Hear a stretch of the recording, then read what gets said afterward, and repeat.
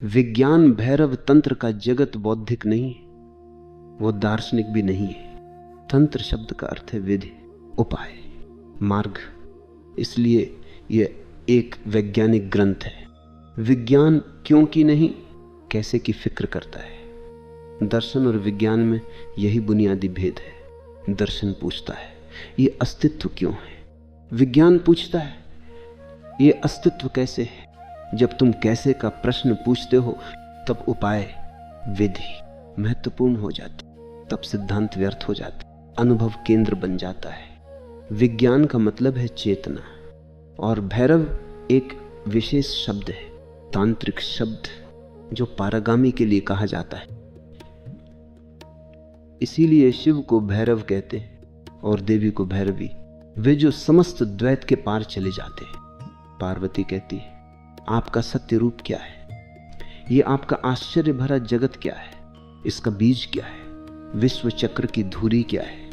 ये चक्र चलता ही जाता है, महापरिवर्तन, सतत प्रवाह। इसका मध्य बिंदु क्या है, इसकी धुरी कहाँ है, अचल केंद्र कहाँ है। रूपों पर छाए, लेकिन रूप के परे ये जीवन क्या है। देश और काल, नाम और प्रत्यय के परे जाकर हम इसमें कैसे पूर्णतः प्रवेश करें, मेरे संशय निर्मूल करें। लेकिन संशय निर्मूल कैसे होंगे, किसके ऊपर से। क्या कोई उत्तर है जो कि मन के संशय दूर कर दे। मन ही तो संशय है, जब तक मन नहीं मिटता है संशय निर्मूल कैसे होंगे। शिव उत्तर देंगे, उनके उत्तर में सिर्फ विधियां हैं, सबसे पुरानी सबसे प्राचीन विधियां। लेकिन तुम उन्हें अत्याधुनिक भी कह सकते हो, क्योंकि उनमें जोड़ा नहीं जा सकता, वे पूर्ण हैं। 112 विधियां, उनमें सभी संभावनाओं का समावेश है। मन को शुद्ध करने के, मन के अतिक्रमण के सभी उपाय उनमें समाये हैं। शिव की 112 विधियों में एक और विधि नहीं जोड़ी जा सकती, कुछ जोड़ने की गुंजाइश ही नहीं। ये सर्वांगीण है, संपूर्ण है, अंतिम है, ये सबसे प्राचीन है और साथ ही सबसे आधुनिक। पुराने पर्वतों की भांति ये तंत्र पुराने हैं, शाश्वत जैसे लगते हैं, और साथ ही सुबह के सूरज के सामने विद्यमान ओस कण की भांति ये नए हैं। ये इतने ताजे हैं। ध्यान की इन 112 विधियों से मन के रूपांतरण का पूरा विज्ञान निर्मित हुआ है। एक एक कर हम उनमें प्रवेश करेंगे। पहले हम उन्हें बुद्धि से समझने की चेष्टा करेंगे, लेकिन बुद्धि को मात्र एक यंत्र की तरह काम में लाओ, मालिक की तरह नहीं। समझने के लिए यंत्र की तरह उसका उपयोग करो, लेकिन उसके जरिए नए व्यवधान मत पैदा करो। जब हम इन विधियों की चर्चा करेंगे, तुम अपने पुराने ज्ञान को, पुरानी जानकारियों को एक किनारे धर देना, उन्हें अलग ही कर देना। वे रास्ते की धूल भरे। इन विधियों का साक्षात्कार निश्चित ही सावचेत मन से करो, लेकिन तर्क को हटाकर करो। इस भ्रम में मत रहो कि विवाद करने वाला मन सावचेत मन है। वह नहीं है, क्योंकि जिस क्षण तुम विवाद में उतरते हो उसी क्षण सजगता खो जाती है। तुम तब यहां हो ही नहीं। विधियां किसी धर्म की नहीं है, वे ठीक वैसे ही हिंदू नहीं हैं जैसे सापेक्षवाद का सिद्धांत आइंस्टीन के द्वारा प्रतिपादित होने के कारण यहूदी नहीं हो जाता। रेडियो या टेलीविजन ईसाई नहीं है। ये विधियां हिंदुओं की ईजाद अवश्य हैं, लेकिन वे स्वयं हिंदू नहीं हैं। इसलिए इन विधियों में किसी धार्मिक अनुष्ठान का उल्लेख नहीं रहेगा, किसी मंदिर की जरूरत नहीं है। तुम स्वयं मंदिर हो, तुम ही प्रयोगशाला हो। तुम्हारे भीतर ही पूरा प्रयोग होने वाला है, और विश्वास की भी जरूरत नहीं है। तंत्र धर्म नहीं है, विज्ञान है, किसी विश्वास की जरूरत नहीं। कुरान या वेद में, बुद्ध या महावीर में आस्था रखने की आवश्यकता नहीं है। प्रयोग करने का महासाहस पर्याप्त है, प्रयोग करने की हिम्मत काफी है। एक मुसलमान प्रयोग कर सकता है, वह कुरान के गहरे अर्थों को उपलब्ध हो जाएगा। एक हिंदू अभ्यास कर सकता है और वह पहली दफा जानेगा कि वेद क्या है। वैसे ही एक बौद्ध या ईसाई इस साधना में उतर सकता है। वे जहां हैं, तंत्र उन्हें अब तक काम करेगा। यही कारण है कि जनसाधारण के लिए तंत्र नहीं समझा गया। और सदा यह होता है कि जब तुम किसी चीज को नहीं समझते हो तो उसे गलत जरूर समझते हो। क्योंकि तब तुम्हें लगता है कि समझते तो जरूर हो, तुम रिक्त स्थान में बने रहने को राजी नहीं हो। दूसरी बात कि जब तुम किसी चीज को नहीं समझते हो तो तुम उसे गाली देने लगते हो। ये इसलिए कि ये तुम्हें अपमानजनक लगता है। तुम सोचते हो मैं और नहीं समझूं, ये असंभव है, इस चीज के साथ ही कुछ भूल होगी, और तब तुम गाली देने लगते हो, उलझुल बकने लगते हो और कहते हो अब ठीक है।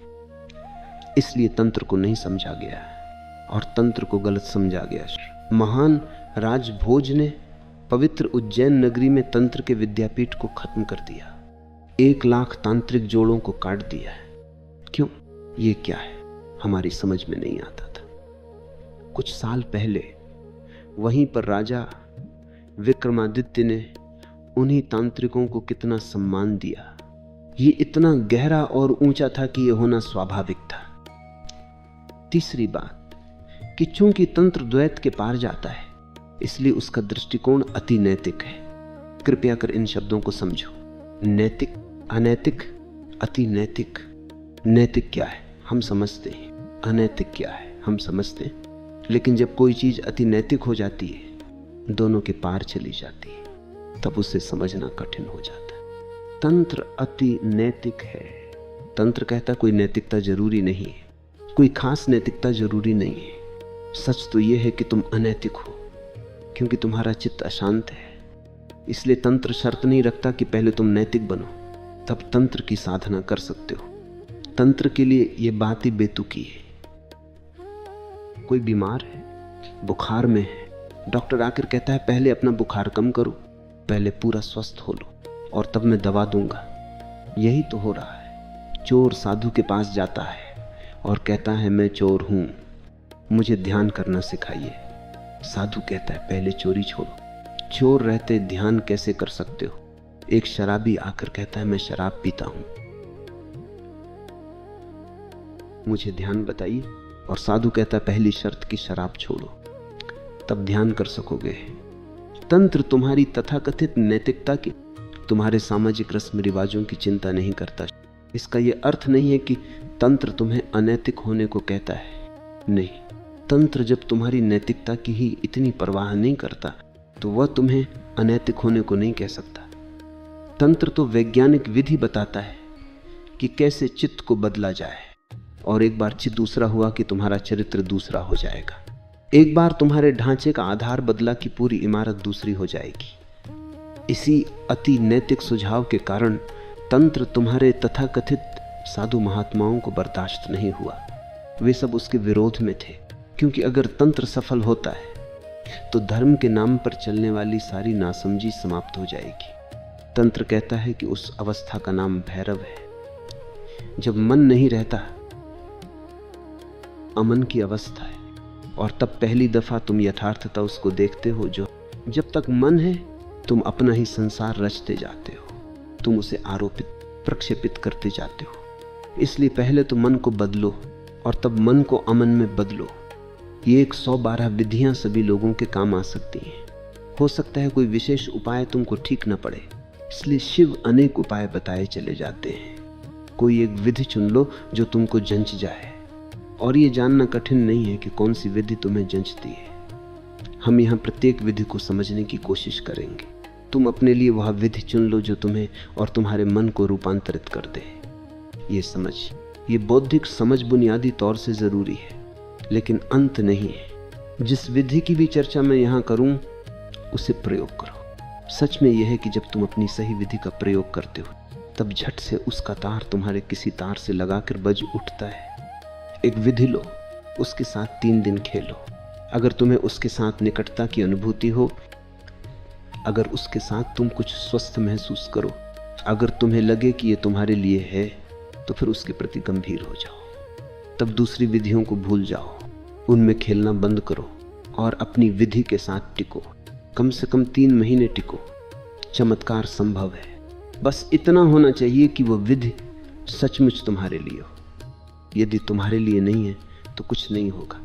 तब उसके साथ जन्मों जन्मों तक प्रयोग करके भी कुछ नहीं होगा। लेकिन ये 112 विधियां समस्त मानव जाति के लिए हैं, और वे उन सभी युगों के लिए हैं जो गुजर गए हैं और आने वाले हैं। और किसी भी युग में एक भी ऐसा आदमी नहीं हुआ और न होगा जो कह सके कि ये सभी 112 विधियां मेरे लिए व्यर्थ हैं। असंभव है। प्रत्येक ढंग के चित्त के लिए यहाँ गुंजाइश है। तंत्र में प्रत्येक किस्म के चित्त के लिए विधि। कई विधियां ऐसी भी हैं जिनके उपयुक्त आदमी अभी उपलब्ध नहीं है, वे भविष्य के लिए हैं। और ऐसी विधियां भी हैं जिनके उपयुक्त मनुष्य रहे ही नहीं, वे अतीत हैं। लेकिन तुम उनमें मत जाना। अनेक विधियां हैं जो तुम्हारे लिए ही हैं,